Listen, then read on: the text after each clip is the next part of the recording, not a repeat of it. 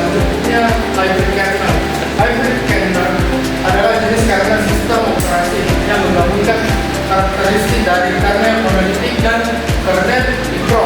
Dengan cara ini, hybrid kernel mencoba mengoptimalkan efisiensi performa seperti kernel monolitik, namun tetapi mempertahankan fleksibilitas dan modularitas yang lebih baik seperti pada kernel mikro. Hal ini memungkinkan kernel untuk mengelola sistem operasi dengan lebih efisien dan stabil, sementara tetap memberikan keuntungan dalam hal pemeliharaan dan pengembangan sistem.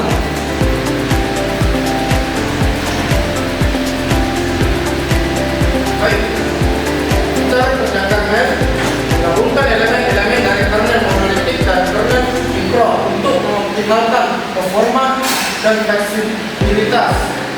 Dalam sistem ini, sebagian besar kode berjalan di ruang kernel, seperti pada kernel monolitik yang memungkinkan akses langsung ke perangkat keras dan proses yang cepat. Namun, beberapa bagian dari kernel yang lebih modular dan independen, seperti pengolahan driver atau sistem tertentu, dijalankan sebagai proses terpisah, mirip dengan model kernel mikro.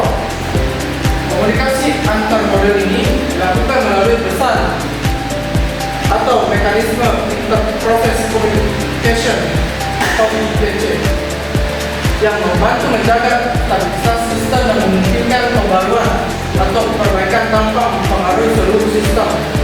Dengan pendekatan ini, hybrid kernel dapat memberikan keseimbangan antara kinerja tinggi dan fleksibilitas dalam pengolahan berbagai komponen sistem operasi.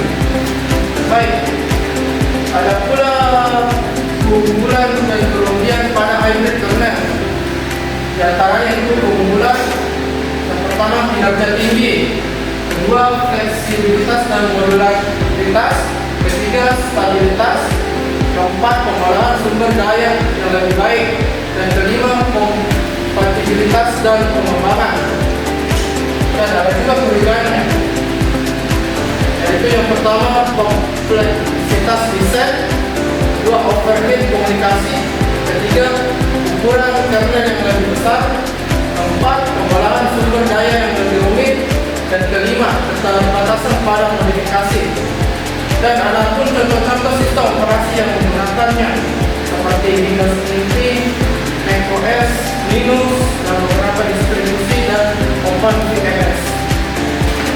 Dan baik, selanjutnya ada exokernel. Exokernel adalah sebuah jenis arsitektur kernel dalam sistem operasi yang dirancang untuk memberikan aplikasi kontrol yang lebih langsung terhadap dengan perangkat keras dibandingkan dengan kernel tradisional seperti monolitik kernel atau mikrokernel. Next, dan selanjutnya ada exokernel adalah arsitektur sistem operasi yang memungkinkan aplikasi mengakses perangkat keras secara langsung dengan tetap menjaga keamanan dan isolasi antar aplikasi.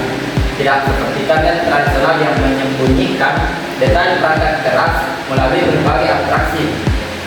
Exokernel hanya bertugas mengatur hak, akses dan alokasi sumber daya dasar seperti CPU, memori, dan disk.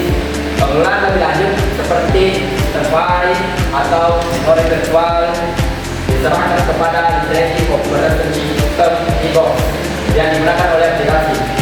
Dengan cara ini, aplikasi mendapatkan fleksibilitas tinggi untuk mengatur sumber daya sesuai kebutuhannya, meskipun dengan tanggung jawab pengelolaannya yang lebih besar.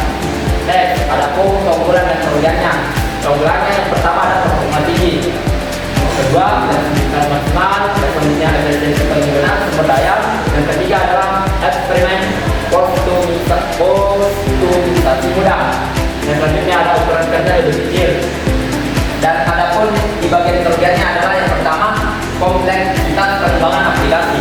Yang kedua, ada keamanan dari sulit dijaga dan kurangnya standarisasi. Kemudian manajemen sumber daya lebih rumit, dan selanjutnya ada kurang cocok untuk penggunaan umum. Sistem operasi menggunakan ExoMint, External, OS, Exos, Genesis, dan Parallel Beta OS.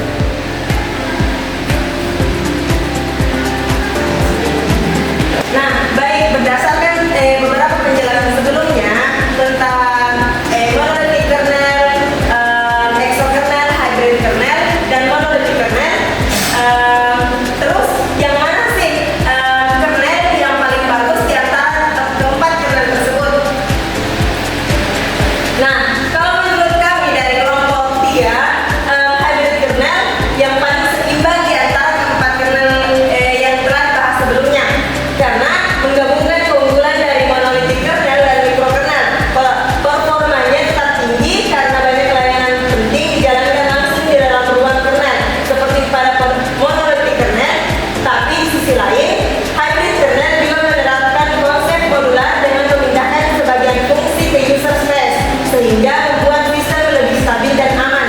Dengan pendekatan ini, hybrid kernel mampu menangani berbagai macam kebutuhan dengan efisien, tetap kompatibel dengan banyak perangkat keras dan perangkat lunak, serta menjaga keandalan sistem. Karena itu, tidak heran kalau banyak sistem operasi besar seperti Windows